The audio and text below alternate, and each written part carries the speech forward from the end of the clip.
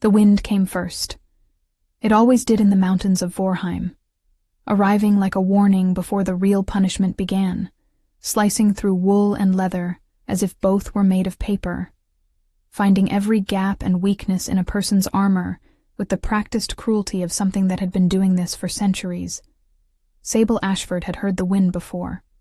She had grown up with it, had learned to read its moods the way other children learn to read faces, had spent enough winters in the outer corridors of Vorheim's castle to know that a wind like this one meant something far worse was coming. But knowing something was coming and being able to stop it were two entirely different things. And right now, with her basket half empty and the tree line nothing but a dark smear somewhere behind her in the white, Sable understood with complete and terrible clarity that she was not going to make it back before the storm broke. "You will go to the Frost Peak ridgeline," head herbalist Marin had told her that morning, her voice carrying the particular flatness of someone who had already decided the outcome of a conversation before it began. The silver thaw root only blooms at elevation during the first cold snap. The festival of the aurora requires the tincture. You will gather enough for 12 doses. She had not looked up from her ledger when she said it. She had not needed to. The message was delivered in the space between her words, in the careful absence of concern, in the way the other herbalists in the workroom had suddenly found reasons to look at their own hands. Go. Do not come back if you cannot manage it. And if the mountain takes you, well, one less mouth eating from the lower kitchens. Sable had taken the basket. She had taken her coat, the old one with the worn patch on the left elbow, because her good coat had disappeared from her peg 3 days ago, and she had not bothered reporting it. She had taken her knife and her small pack of emergency supplies, and she had walked out into the gray morning without a word of protest, because protest required an audience that cared about the answer, and Sable had stopped expecting that a long time ago. She was 23 years old, and she had been a ward of Vorheim's castle since she was 9, brought in as a distant relation of a minor lord who had died owing debts, kept on as help when it became clear that her hands had a talent for healing that made her useful. Useful. That was the word they used. Not valued. Not important. Useful. The way a good pair of shears was useful, or a well-made pot. You kept it until it wore out, and then you replaced it. The Silverthaw root had been harder to find than she expected. The first cold snap had come 2 days early this year, which meant the blooms had already retreated to higher ground, and higher ground in the Frost Peak ridgeline meant exposed faces with no shelter and wind that hit like a physical blow. She had found 11 of the 12 required. Clusters had packed them carefully into her basket, with the protective moss her training demanded, had turned back toward the tree line with enough time to make it comfortably before dark. And then, the storm had arrived 4 hours ahead of every forecast, the way storms in Vorheim always seemed to do when the circumstances were particularly inconvenient. And now she was standing in white nothing, with the wind screaming around her, and the cold settling into her bones with the slow, patient weight of something that intended to stay. She kept walking. There was nothing else to do. She had survived 9 winters in this castle by refusing to stop moving, by refusing to sit down and accept what other people had decided her fate would be, and she was not going to stop now. Her feet found the slope downward and she followed it, trusting the mountain's geometry when her eyes gave her nothing, keeping her head down against the driving snow, counting her steps in groups of 50 because counting was something her mind could hold on to when everything else was dissolving into white. 50. 100. 150. The basket was heavy on her arm. Her fingers had stopped feeling individual cold and had moved into the deeper territory of numbness that lived somewhere below sensation, somewhere her nervous system had stopped sending messages from because the messages were too unpleasant. 200. 250. She fell on the 307th step. She did not fall dramatically. There was no sudden drop, no sharp edge, just a patch of ice beneath the new snow, and her right boot losing its grip, and her whole body deciding in one smooth motion that down was the only available direction. She hit the ground hard enough to knock the air from her lungs and lay there for a moment staring up at nothing but white, feeling the cold press into her back, through every layer she was wearing, feeling her body's resources making a quiet calculation about what it could and could not afford to keep running. The basket had landed a few feet away. The Silverthaw root was still inside it. She could see the dark weave of the basket against the white, and she thought, absurdly, that she should get up and retrieve it. Maren would want those 11 clusters. Maren would not ask about anything else. She tried to push herself up and her arms refused. Not dramatically. Not with pain. Just with a simple and final absence of response. The way a door refuses to open. When the lock is frozen solid. She tried again. Again nothing. The cold had gotten into her muscles in a way that went beyond discomfort, into something more fundamental. And she lay there in the snow and felt the wind moving over her, and thought very clearly, and without self-pity, that this was how it ended. Not in the castle she had never quite belonged to. Not surrounded by people who had never quite accepted her. Out here in the clean white nothing, where at least nothing pretended to be other than what it was. There was something almost peaceful about it. She hated that she could find that thought. She hated that she had become a person who could find peace in the idea of simply stopping. And then something blocked the wind. It happened all at once, the way important things sometimes did. One moment the storm was pressing down on her from every direction, and the next moment there was warmth. Not fire warmth, not the warmth of shelter, but living warmth. Animal warmth. The warmth of something enormous and breathing, settling itself around her, like a wall built from muscle and fur. Sable turned her head, and opened her eyes, and looked at the thing that had placed itself beside her in the snow. And every thought she had been having dissolved into a silence so complete that she forgot for a moment that she was dying. The bear was white.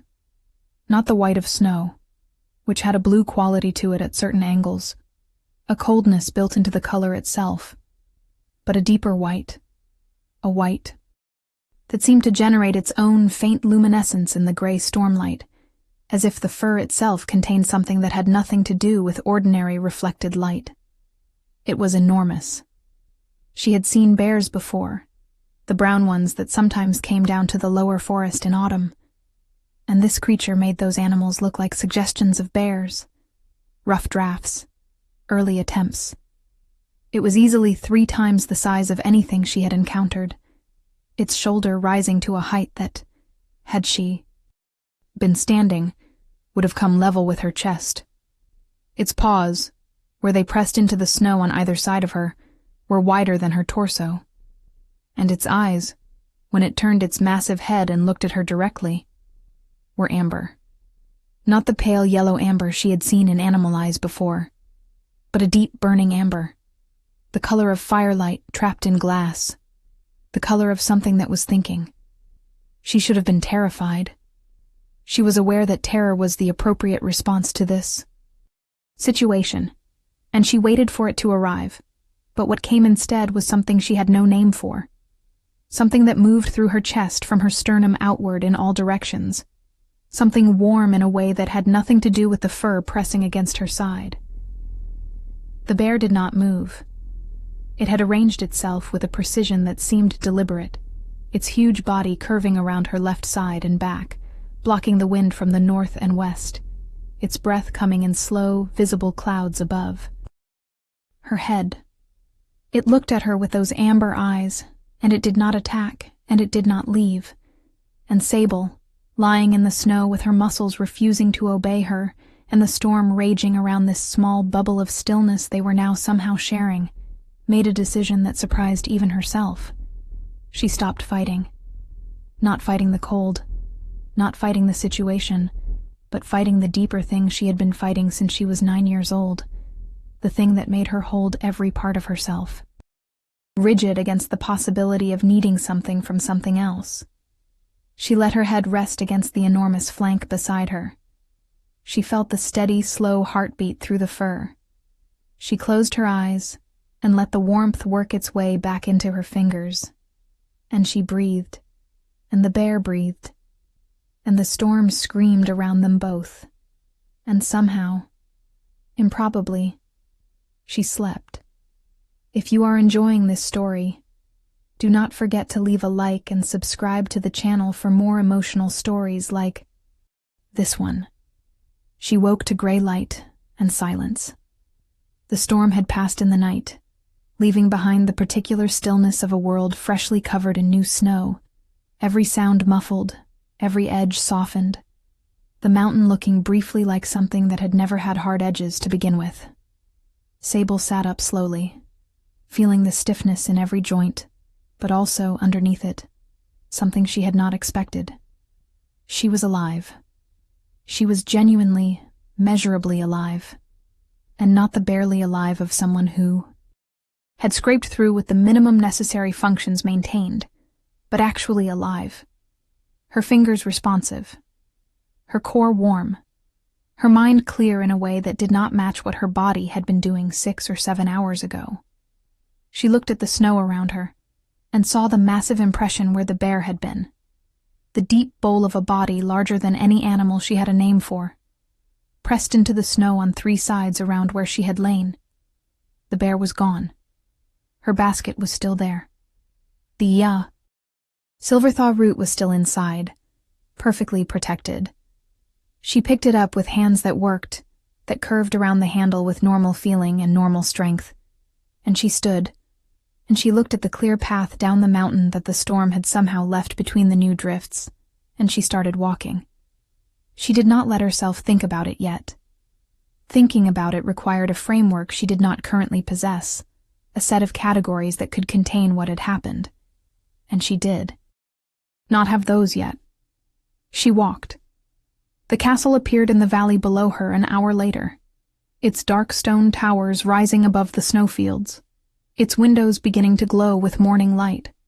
And Sable Ashford walked back down the mountain that had tried to kill her with 12 clusters of Silverthaw root in her basket, and something she could not name pressing warm and steady against the inside of her chest.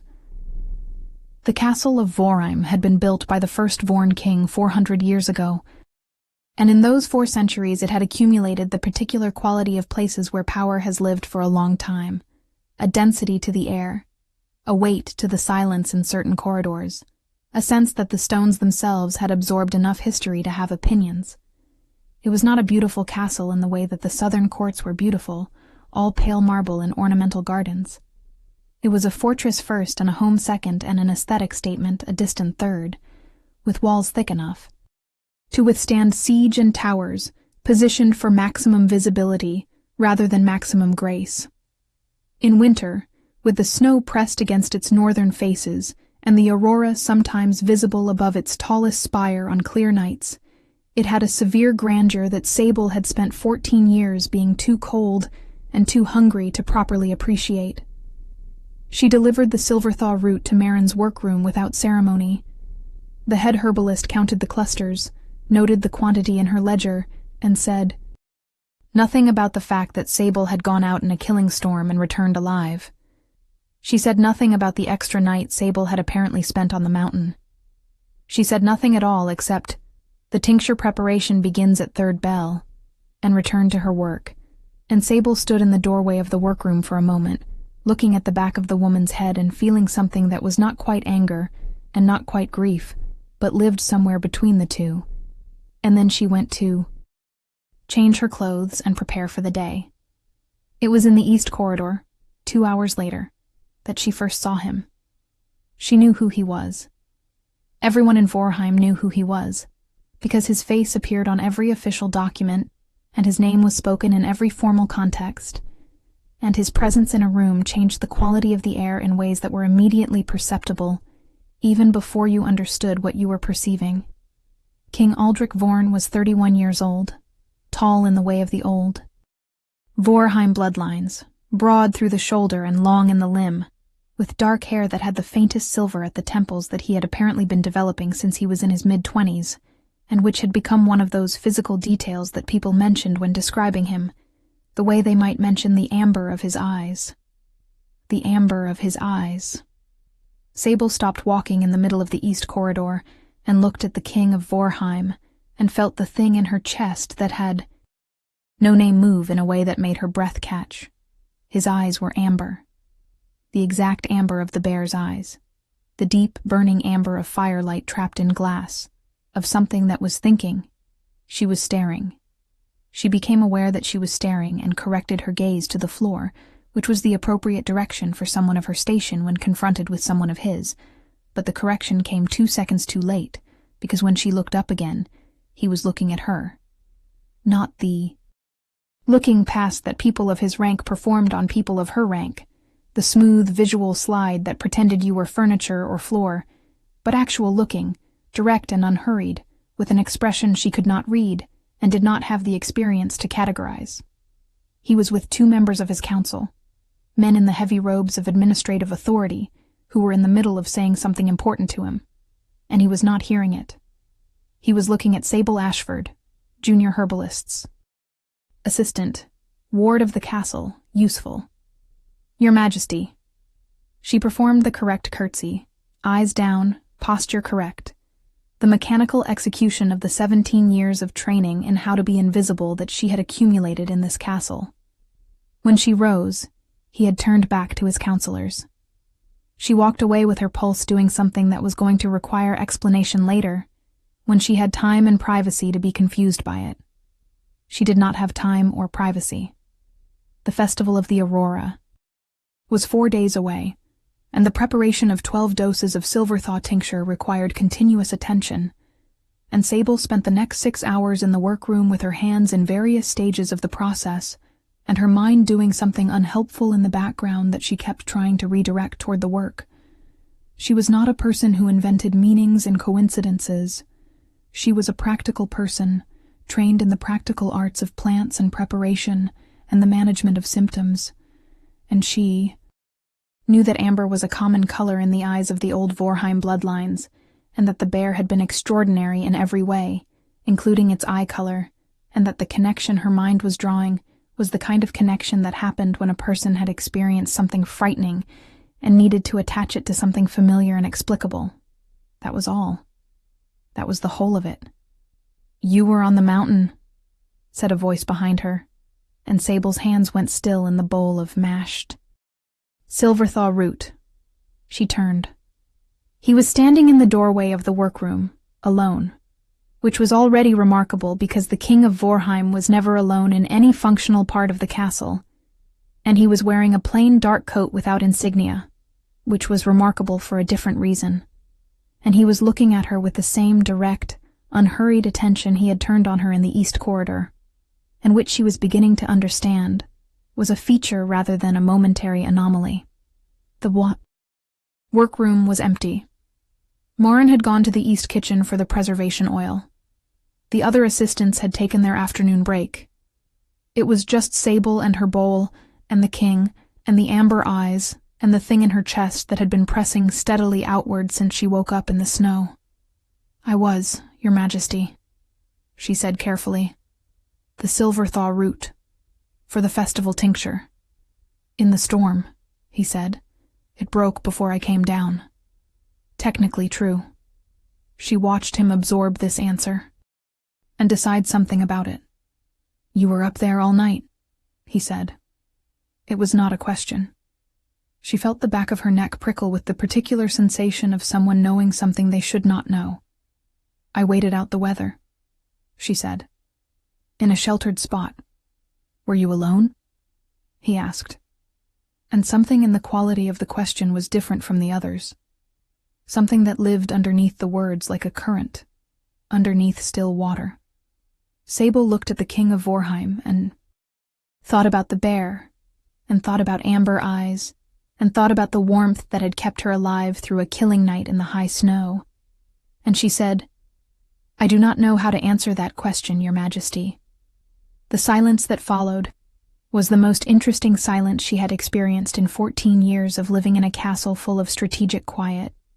He looked at her for a long moment, and she looked back at him, and something passed between them that she did not have the vocabulary for, something that was not language, but had the precision and weight of something very specific being communicated. Then he nodded once, and he said, "My name is Aldrich," and he left the workroom before she could find a response to that. She stood at her work table for 3 full minutes before she remembered her hands were still in the Silverthaw root. What do you think will happen next? Leave your predictions in the comments below. The court of Vorheim had its own ecosystem, its own food chain, its own rules about which creatures survived and which did not. And anyone who had lived within it for more than a season understood that the most dangerous animals in the hierarchy were not the ones with the most obvious power. Lord General Havar, with his 50 soldiers and his loud voice, was loud. Lady Isolde Crane was not loud.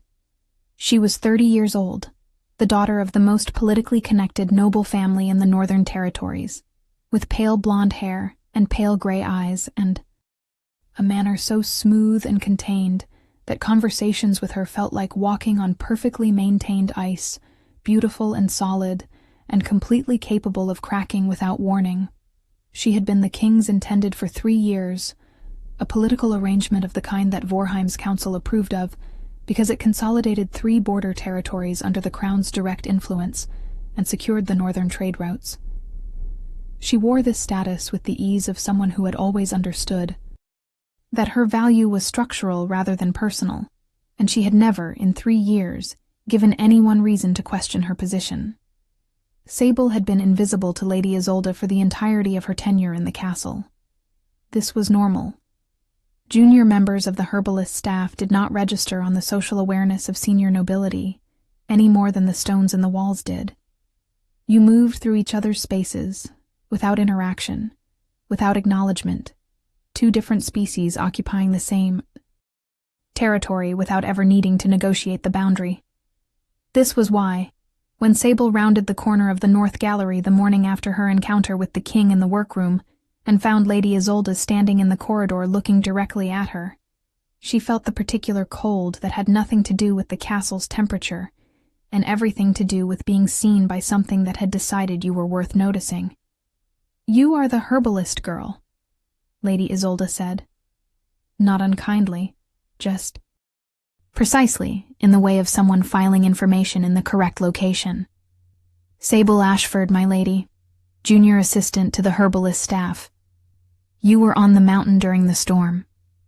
Lady Isolde said it the same way the king had said it, with the same awareness underneath the words, but where his awareness had felt like recognition, hers felt like assessment. "The king asked after your return this morning. Quite specifically." Sable kept her face still with the practice of 14 years. "His Majesty was kind to inquire." Lady Isolde looked at her for another moment with those pale gray eyes that held the particular quality of something that was being very patient with itself. Then she smiled, and the smile was genuinely lovely, warm and genuine seeming in every technical respect. And it did not reach her eyes in a way that was entirely invisible, unless you were looking for it. "The Festival of the Aurora is a very important occasion for the court," she said. "I do hope the tincture preparation is going smoothly. So much depends on these small things being done correctly." She moved past Sable down the corridor, with the smooth, unhurried pace of someone who had never been in a hurry for anything in her life, and Sable stood in the North Gallery and breathed carefully, and told herself she was imagining things. She was not imagining things. The Festival of the Aurora was the largest formal occasion in Vorheim's annual calendar, a 3-day celebration of the winter solstice that combined astronomical observation, ritual ceremony, and political theater in the way that these occasions always did in kingdoms where the supernatural and the political had been braided together for centuries. The aurora itself, the great curtains of colored light that moved across the northern sky in winter, was more than decoration in Vorheim. It was the visible evidence of the power that ran through the land and the bloodlines that had been entrusted with its stewardship. And the festival was the moment when those bloodlines made themselves visible in the most formal sense, when the king performed the acknowledgement of the aurora that confirmed the continuation of the Vorn line's bond with the land. It was, in a word, important. It was the kind of important that small errors in tincture preparation could theoretically disrupt, if one were inclined to be creative about it. Sable thought about this while she worked. She thought about it carefully and without panic. Because panic was a luxury she had never been able to afford, and what she arrived at after thinking about it was a decision to do her work correctly, to document every step in a way that would be verifiable, and to make absolutely certain that her preparations were beyond reproach. This was not a new way of working for her. This was simply how she had always worked, because the alternative was giving people room to find fault, and she had never given anyone that room if she could help it. She prepared the 12 doses of Silverthaw tincture with the precision she always brought to the work, and she sealed them in the proper vessels, and she presented them to Marin for inspection, with her documentation complete, and her hands steady, and her expression showing nothing more or less than professional attention. Marin inspected the tinctures without comment, and signed off on the documentation, and returned to her own work. And Sable went about the rest of her day, and if she thought about Amber Eyes more often than was strictly appropriate. She kept those thoughts in the private part of herself that she had learned, very young, to keep separate from everything that other people could see. He found her in the castle's lower archive 3 days before the festival. She had gone there after the evening meal to look for a reference text on the properties of compressed cold on medicinal preparations, a research question that was technically relevant to her work, and practically speaking, just a reason to be somewhere quiet and book-smelling for an hour, because the lower archive was the one place in the castle where she was reliably alone. The archive was 3 levels below the main hall, carved directly into the castle's stone foundation, and it held the oldest records in Vorheim's history. Predating the current dynasty, some of the texts so old that their language required specialist translation. It was cold down there, even by Vorheim standards, and the torches were few. And nobody came unless they needed to. Aldrich came. He came alone, again, which meant he was making deliberate choices about when and how he moved through his own castle. And he was wearing the same plain coat without insignia, which meant the anonymity was intentional, and he stopped when he saw her at the reading table, and something in his expression did the thing she had started to watch for, the thing that was almost like relief, and almost like recognition, and was probably neither. He sat down across from her at the reading table, without being invited, which was his prerogative as king, but which he did with a diffidence that suggested he was aware it might be presumptuous, and had decided to do it anyway. And he looked at the book open in front of her and said, "Medicinal cold properties? Preservation rates of active compounds in sub-freezing conditions," she said, because answering his questions accurately was easier than navigating the alternative. For the post-festival, storage of the remaining tincture. Practical, he said. I try to be. He was quiet for a moment, looking at the shelves around them, the thousands of bound records and rolled maps and sealed document tubes that represented 400 years of a kingdom's accumulated knowledge. I come here sometimes, he said, unprompted. When I need to think.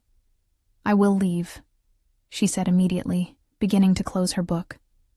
I did not ask you to leave, he said, and there was something in it that was not a command, but was absolutely a request. And she stilled with her hand on the book's cover, and looked at him, and tried to understand what was happening in this cold, lamplit room underground. The King of Vorheim, who had every room in the castle and every person in it at his disposal, was sitting in the lowest archive asking her not to leave. Your Majesty, she started. Aldrich, he said, the same way he had said it in the workroom. That is not appropriate, she said. Probably not, he agreed, without any apparent distress about this. He leaned back in his chair and looked at her across the table, and she had the feeling, sudden and disorienting, that this was a person who was used to performing appropriateness for an audience, and had stopped performing it for her, which was either the most complicated thing that had ever happened to her, or a catastrophic misreading of someone who was simply bored and between obligations. She held both possibilities and tried to assess them. With the same careful attention she brought to identifying plants in poor lighting conditions. "You have been in this castle 14 years, he said. "Yes." "You came as a ward?" "After Lord Ashford's death." She looked at him steadily. "You have read my file." "I read everyone's file," he said, which was almost certainly true, and which did not explain why he had read hers in the last 3 days. "You have no family in the Northern Territories." "No." "No formal status within the court." "Structure." "Useful," she said, and the word came out with an edge she had not intended, and she watched him receive it, and register it, and do something with it, that she could not see from the outside. He was quiet for a moment. "I was on the mountain," he said. "During the storm." She felt her hands go very still on the book cover. She did not speak. "I have been spending time in the mountains," he continued, with the careful precision of someone who was choosing the architecture of what they Tsebinni were saying very deliberately. "In a different form. It is something that members of my bloodline can do. The Guardian's line." He paused. "You will have heard of it." She had heard of it. Everyone who had been in Vorheim long enough had heard the stories of the Vorn bloodline's oldest gift, the sacred bear transformation that the ancient texts described as the physical manifestation of the Guardian's bond with the land.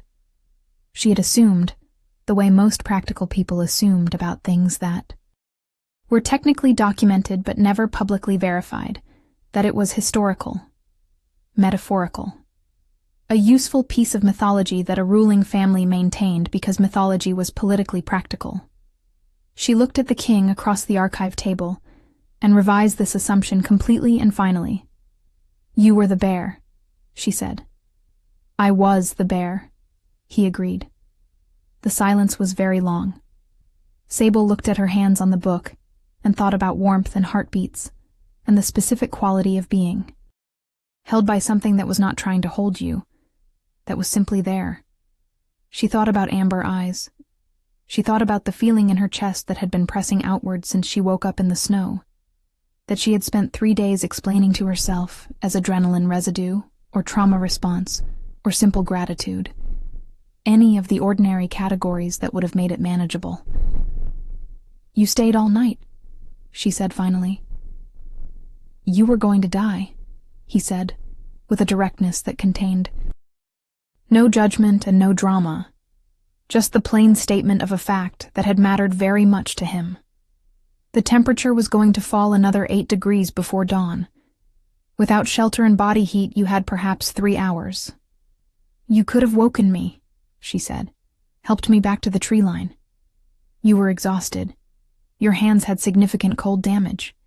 Moving you in those conditions would have caused more harm than staying." He said it carefully, the way someone says something they have thought about very thoroughly. "And I did not want to leave." She looked at him. He looked at her. In the cold lamplight of the lower archive, with 400 years of a kingdom's history pressing in from every shelf, the thing that lived in her chest and had no name, moved in a way that was unmistakable, and that she was done pretending was anything other than what it was. "This is very complicated," she said quietly. "Yes," he said. "You are politically promised to Lady Isolde Crane." "Yes," he said again, with the tone of someone acknowledging a weather condition. "And I am a herbalist's assistant with no status." "You are more than that," he said. And the way he said it was not performance, and was not flattery, and was not the kind of thing a powerful person said to a person with less power when they wanted something from them. It was the way the bear had stayed all night. Just present. Just true. She closed her book and held it in her hands, and told herself she was not going to cry in the lower archive in front of the king of Vorheim, and she did not cry, but it was close.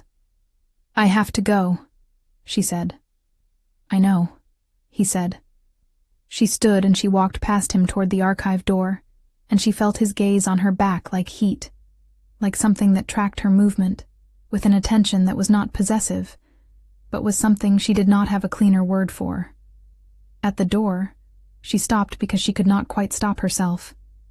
She looked back. He was still sitting at the table, still in the lamplight, and he was watching her leave with an expression she finally had a word for. It was the same expression she had been wearing for 3 days, the expression of a person who has found something they had no idea they were looking for, and does not know what to do with it, but knows, with a certainty that bypasses all argument, that they cannot simply set it down. She went back to her room.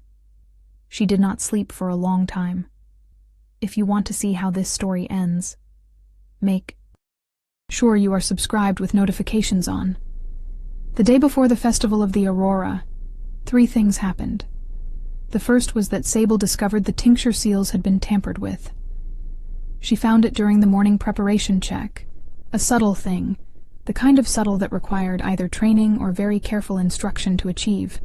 The wax seals on 4 of the 12 tincture vessels disturbed in a way that could have been accidental if you did not know that she personally set those seals with a triple press method that left a specific pattern, and that the current seals showed a double press instead. She looked at the 4 compromised vessels, and then she looked at her documentation, and then she looked at the door of the workroom and felt something very cold that had nothing to do with the Vorheim climate. Then she set the 4 compromised vessels aside, prepared 4 new doses, resealed them with her triple press, and documented the discrepancy in full detail with the date and time and her signature. The second thing that happened was that Lord General Havar summoned her to his office and informed her, with the brisk satisfaction of someone delivering news they have been waiting to deliver, that there had been a complaint regarding her conduct. A complaint from Lady Isolde Crane specifically, regarding Sable's presence in the lower archive the previous evening, in circumstances that Lady Isolde described as unseemly and an inappropriate imposition on His Majesty's time. The Lord General wanted her to understand that any further incidents of this nature would result in her reassignment to the outer kitchens, where she would have no access to the formal castle spaces. He said this without looking at her. He said it the way he said everything, as if it were a logistical matter rather than a matter involving a human being. Sable thanked him for the clarification, and left his office, and walked back to the workroom with her hands folded in front of her and her face completely still. The third thing was that she found the document. She found it because she went back to the lower archive that evening, not to see the king, but because the question about compound preservation was still technically unresolved, and because the archive was, regardless of everything else, the one place in the castle where she could think. She found the book she had been looking at before, and she found the reference she needed, and she was replacing it on the shelf when she noticed, on the adjacent shelf, a document case she had not noticed before, pushed slightly forward from the rest, its seal different from the Vorheim administrative seals she was familiar with. Older, a different dynasty. She looked at the case and then looked at the shelf, and then, with the careful attention of a person who had learned that what other people overlooked was often the most important thing in the room, she took it down and opened it. The document inside was old. Very old. Written in a formal, archaic script that she could mostly read because the archival linguistics course in her first 3 years of castle education had covered it, though her reading was slow and imperfect. It was titled, in the careful lettering of a different century, The Covenant of the Primordial Guardian and the Weavers of Ice. She sat down on the archive floor in the lamplight and read it, slowly, going back over sections she was unsure of, reading them again, and what she found. Over the next hour and a half was something that rearranged everything she thought she understood about why she was in this castle, why she had survived that night in the snow, why the bear had found her with the precision of something that was not wandering and had not been wandering at all. The Weavers of Ice. They had been a line of women, the document said, stretching back before the Vorn dynasty, before the Guardian bloodline had a name, back to the original covenant between the people of the North and the land itself. The Weavers had been the anchors. The Primordial Guardian, the one who could take the form of the sacred bear, required an anchor to maintain the balance between the two forms, to prevent the slow drift toward the animal self that happened to every guardian who went too long between the two states. Without a weaver, the document said, a guardian could be lost, could become fully animal, fully consumed by the bear's consciousness. The human mind not destroyed, but buried too deep to access. It had happened before. The document named instances, kings who had been lost to the mountain, attributed to storms or accidents, the truth preserved in sealed archives that only archivists with the highest clearance could access. Without a weaver, a guardian could not remain whole. And the weavers, the document continued, were always recognized by the guardian's animal form first. Always. The bond between a weaver and her guardian ran in the blood, in the old deep. Blood that the northern bloodlines called the first lines, and it could not be appointed or arranged or politically negotiated. It was recognized. The sacred bear could identify a weaver by instinct that bypassed all human decision-making, and it would go to her, and it would stay. Sable sat on the archive floor and held the document and thought about a bear finding her in a killing storm with no reason, and every reason. She thought about what her mother's maiden name had been. Ashford was her. Father's name, the lord with the debts, the man who had died and left her to be a ward of the castle of the man whose bloodline was documented in the sealed archives 3 shelves to her left.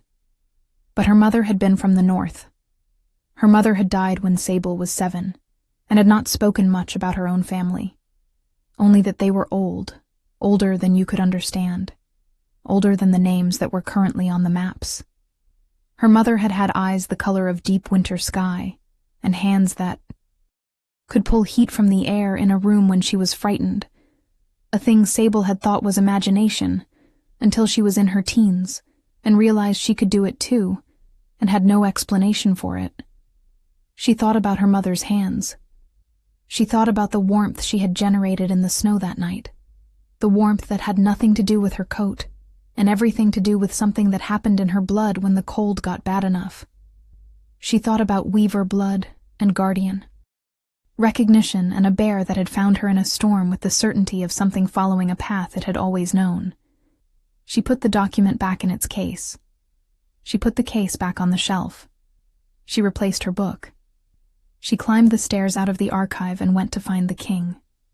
She found him in the East Gallery, attending what appeared to be a council reception, surrounded by the court's upper tier in their festival finery, and she stood at the gallery's edge in her plain working dress, and looked at the distance between where she was and where he was, and thought about Lord General Havar's warning, and thought about Lady Isolde Crane's gray eyes, and thought about every calculation she had ever made about invisibility and usefulness, and not giving people room to find fault.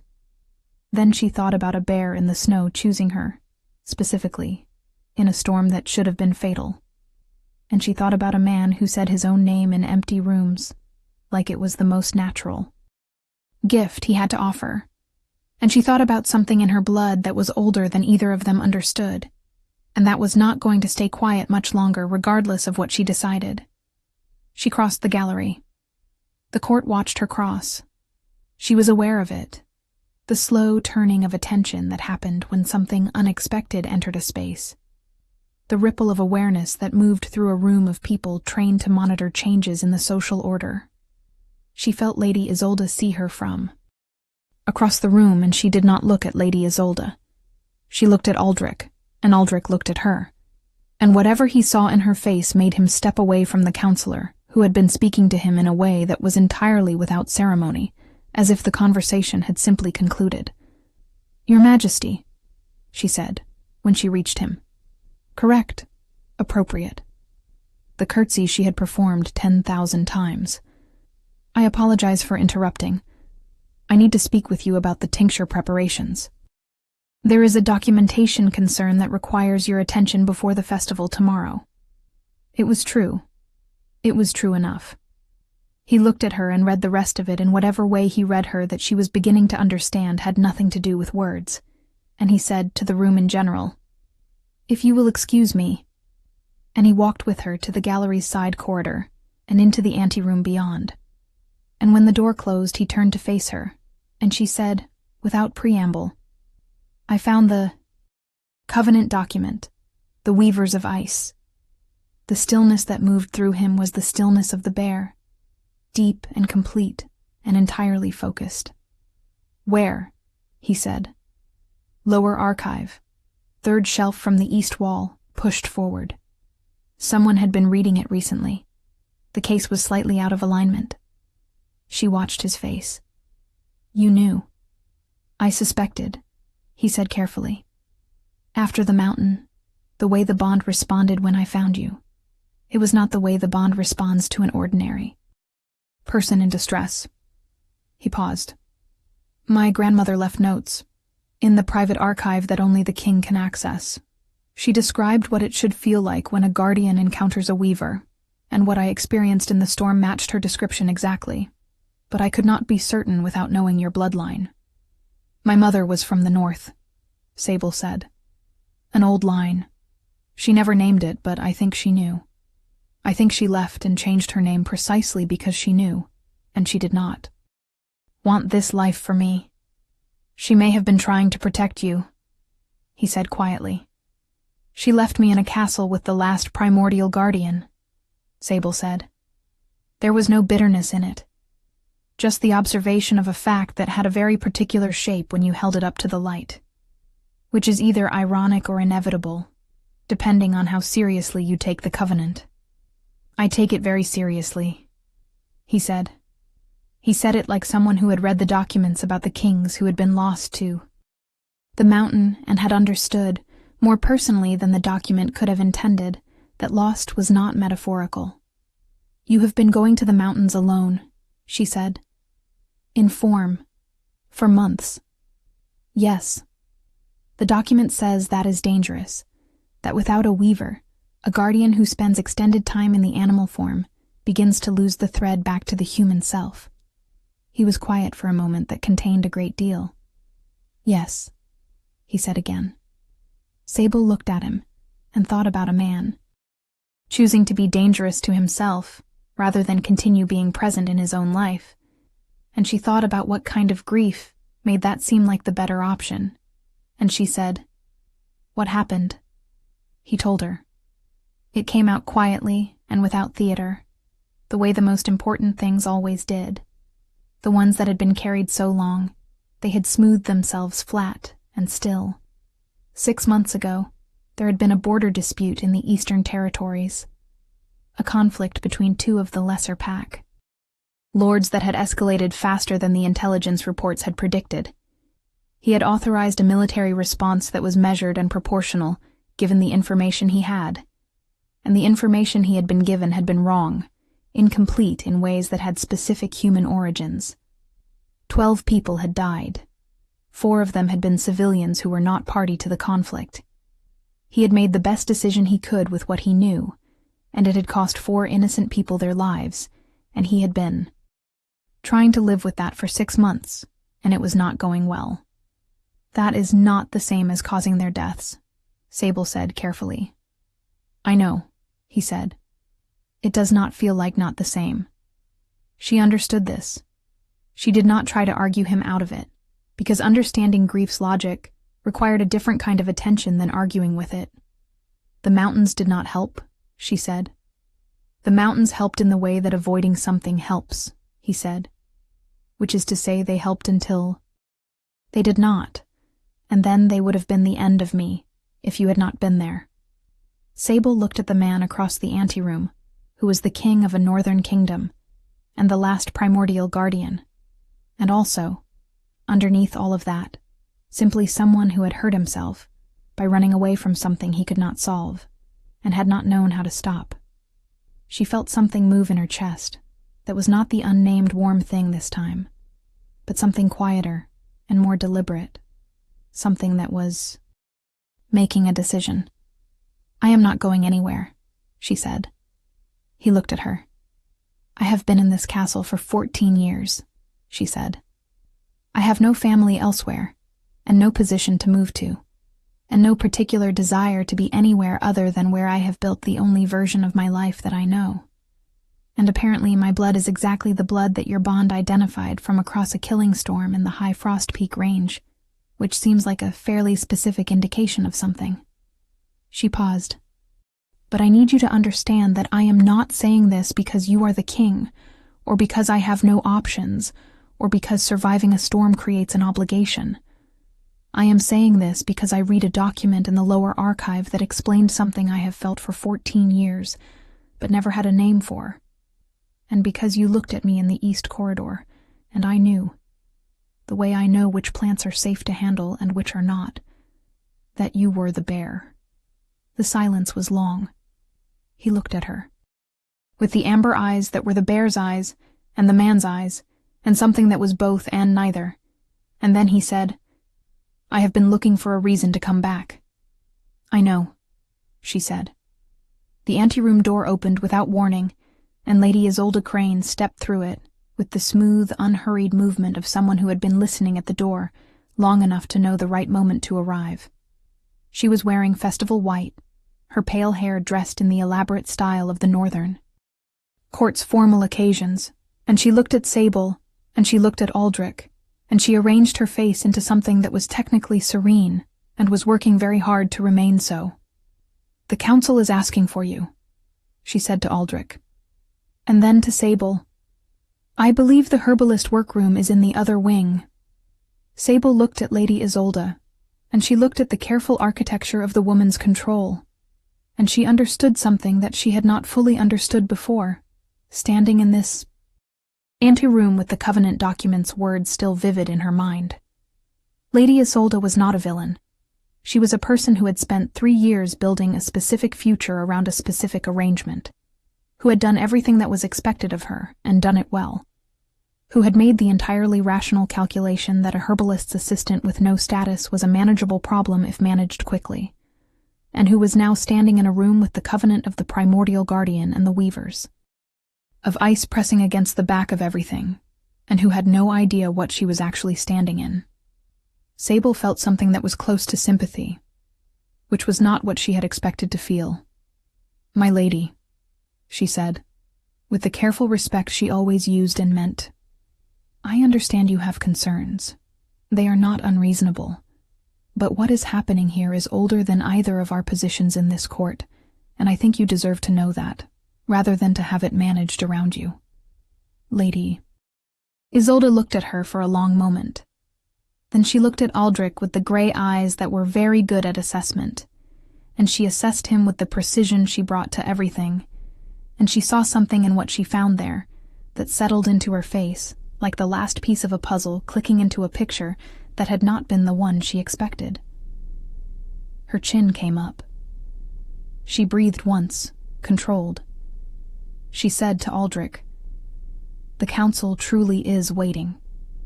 And she left the anteroom, and her footsteps in the corridor were perfectly steady, and Sable watched her go and felt the sympathy deepen into something that was genuine respect. The festival of the Aurora began at nightfall.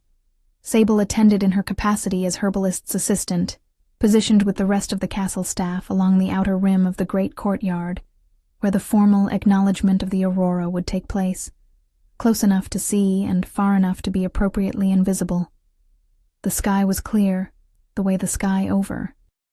Vorheim could be clear on the best winter nights, an absolute darkness studded with cold light, and the aurora was already beginning in the north, green and silver, and the faintest suggestion of rose along its lower edge, moving in the slow way that made you feel it was breathing.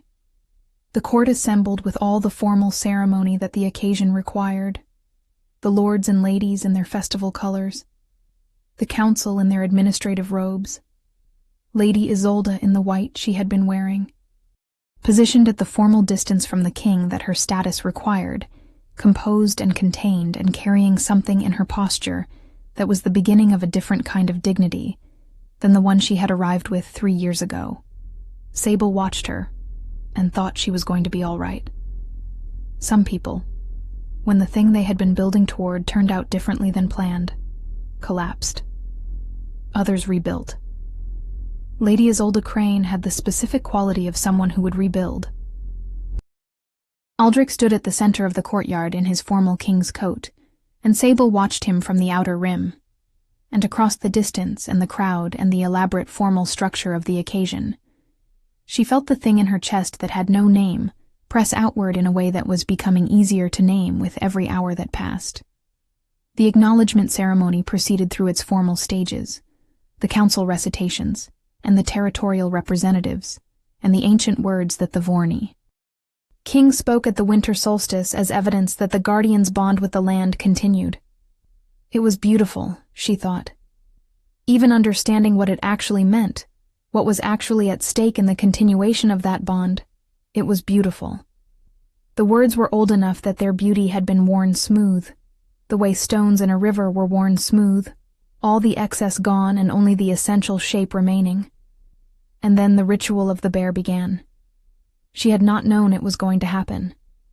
It was not in the festival program as she understood it, not in the formal schedule that had been posted in the castle's main hall.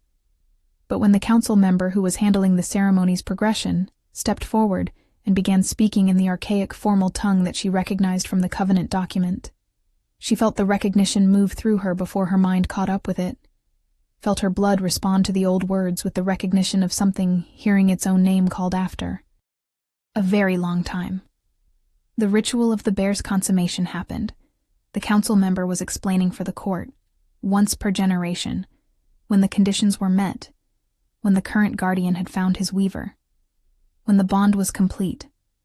It was announced tonight because the stars in the aurora were aligned as required by the covenant specifications, and because His Majesty had confirmed the identification of the weaver to the council that afternoon, and because the weaver in question had confirmed her own bloodline through the examination of the document in the lower archive.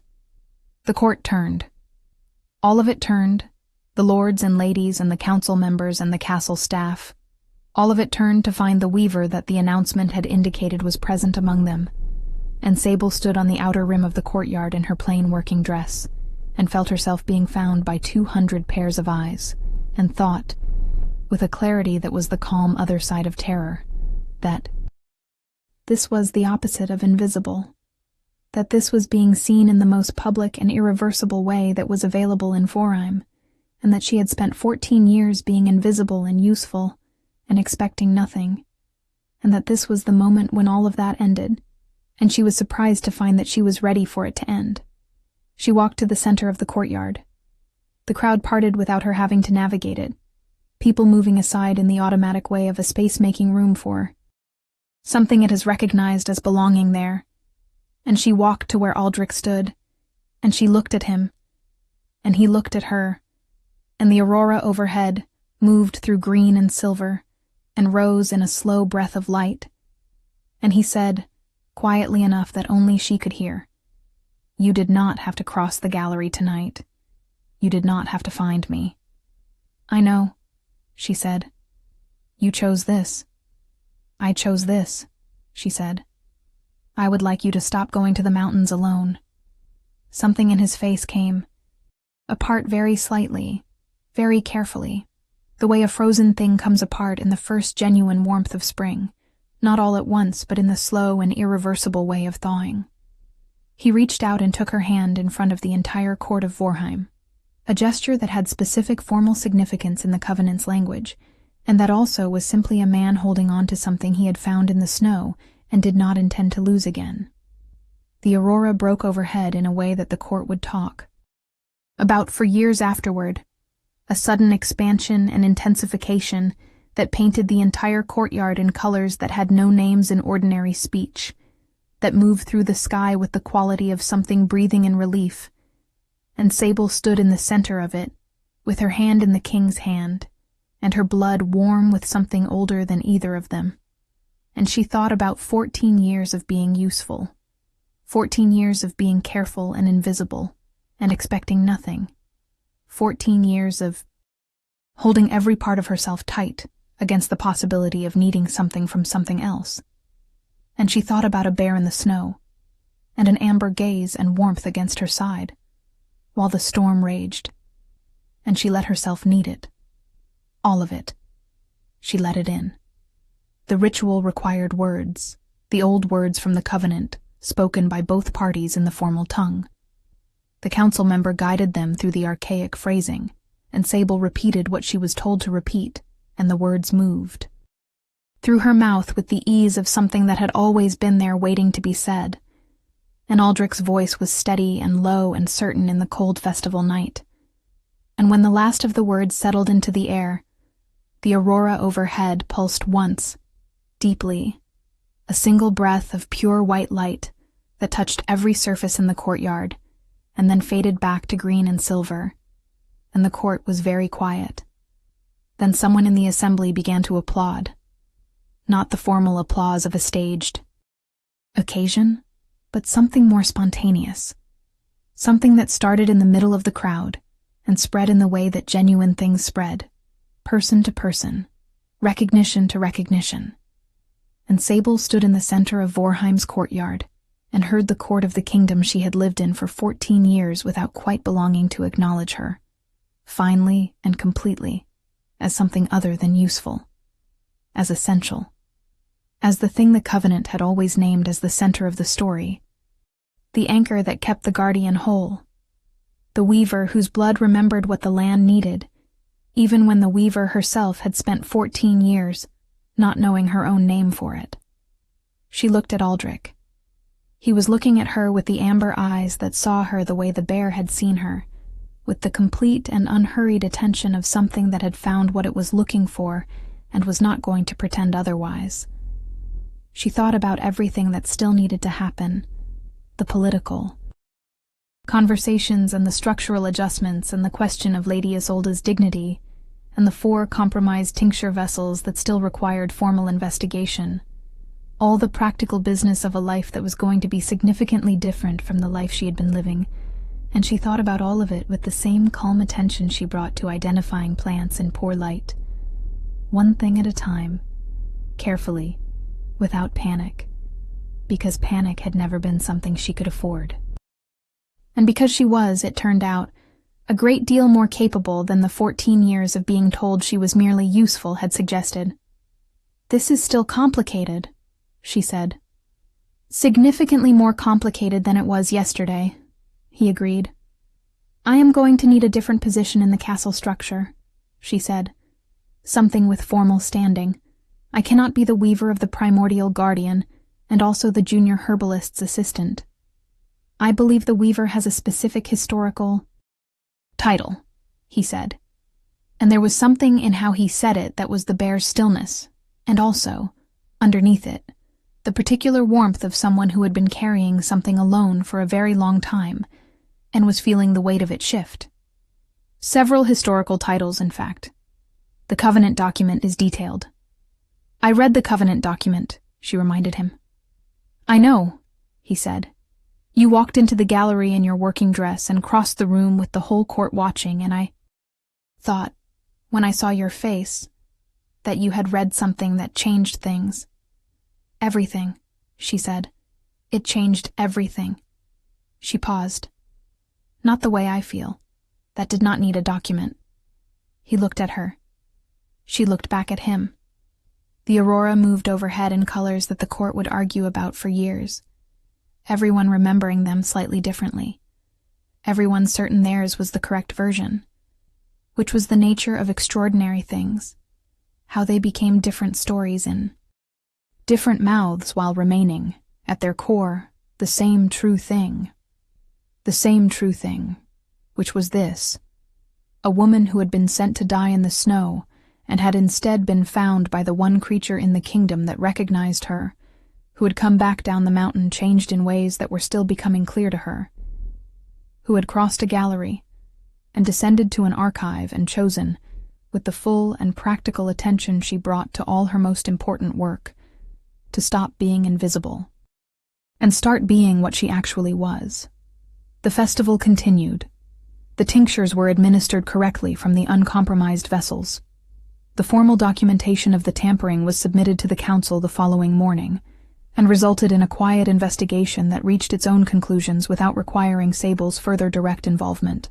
Lady Isolde Crane left Vorheim 3 weeks after the festival, returning to her family's northern territories with her dignity and her political connections intact, and a formal release from her betrothal agreement that had been negotiated with the precise care of people who respected each other, even in disagreement. She sent Sable a note before she left. It was brief and contained no particular warmth, but it was genuine, and it said, in the clean handwriting of someone who had been educated to say exactly what they meant, "I did not understand what I was standing in. I do now. Take care of him." Sable kept the note. She kept it in the same small box where she kept the record of her mother's family name, which the castle archivist had helped her locate in the lineage records, stored in the oldest section of the lower archive. Records that went back further than the Vorn dynasty, to the time before the names on the maps were the names anyone was using. The weavers of ice were listed there, the women of the original weaving line, and her mother's name was there, and her grandmother's name, and a line of women going back to a place before memory that had always been exactly what the Covenant said they were, each of them finding their guardian in their own time. The bond crossing centuries with the patience of something that did not experience time the way ordinary things did, that simply waited for the right moment and the right people, and then arrived, like warmth arriving in a body that had been cold for too long, sudden and complete and entirely, irreversibly real. She learned over the following months the dimensions of what she was. Not all at once, because these things did not come all at once. They came the way the Silverthaw root bloomed, in the first cold snap, at elevation, when the conditions were finally right. She learned that the warmth she had been able to pull from the air since childhood was the weaver's gift in its simplest form, the ability to generate and direct the thermal energy that the bond required to maintain the guardian's balance. She learned that it grew the more she used it, the way a muscle grows under consistent demand, and that in Aldrich's presence it was stronger and more instinctive than alone, the bond providing a current that amplified what she could do on her own. She learned that she could feel, at the edges of her awareness, the state of the mountain, the way a physician felt the pulse of a patient under their fingers, the deep, slow heartbeat of a landscape that was bonded to the guardian's line, and, through the weaver, to her. She learned that she loved him in the way that the practical and the particular sometimes arrived at love, not through drama and revelation, but through the accumulation of small specific things. The way he made decisions, carefully, with full attention, doing the work of knowing all the things he could know before he moved. The way he carried the eastern border deaths, not by pretending they were not his to carry, but by building them into his practice, changing how intelligence was gathered and verified, making the cost into something that improved the system that had failed. The way he looked at the aurora, not with the ownership of someone looking at a territory, but with the attention of someone looking at something they love and know is not theirs to possess, only to protect. The way he said her name, the way he had said his own name, in empty rooms, before she had anything to offer him, simply present, simply true.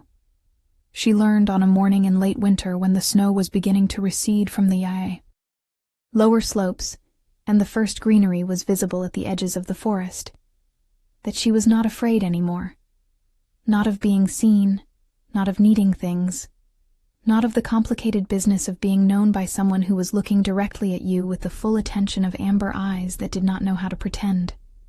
She had been afraid for so long that the absence of it had its own quality, a lightness in the chest where the weight had been, a new and odd spaciousness in the place where she had always been braced. She told him this, on the morning she figured it out, standing at the window of the room that was hers now, that had always been meant to be hers even before she knew it. She said, "I am not afraid anymore." And he came and stood beside her at the window and looked at the same receding snow and said, "I know, I can feel it." Which was true. The bond working in both directions now, the weaver and the guardian each aware of the other's interior weather with the kind of familiarity that only came from choosing to stay.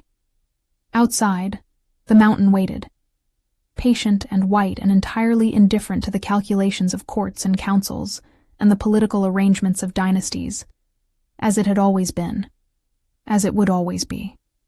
But its guardian was here, human and whole, standing at a window with his weaver in the thinning light of a winter that was almost done.